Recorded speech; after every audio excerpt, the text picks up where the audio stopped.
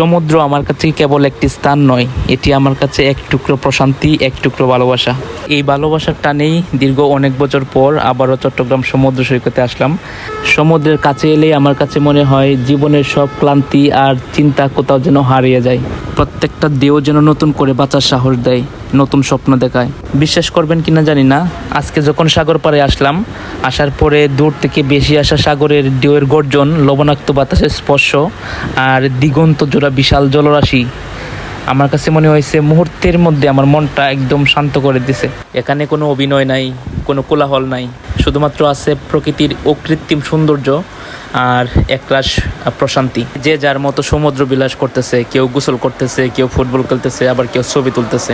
আজকে আমার সাগর বিলাসের সফর সঙ্গী যে বাবু প্রথমবার আসছে। কেমন লাগতেছে তোর?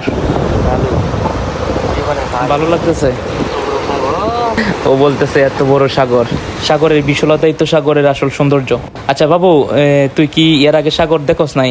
মানে সাগর দেখতে আস নাই? বিষয়টা হচ্ছে বাবু প্রথমবারের মতো সাগর দেখতে আসছে।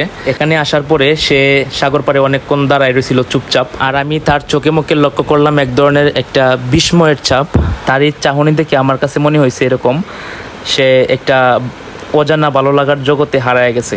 আসলে প্রথম সমুদ্র দেখলে এরকমই লাগে, এটা সবার ক্ষেত্রেই হয়। আমার ক্ষেত্রে হয়েছিল, আপনার ক্ষেত্রে হয়েছে।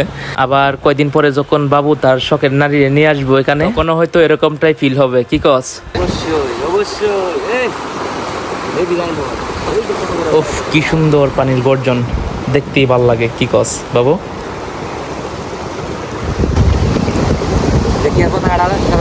কোনটা?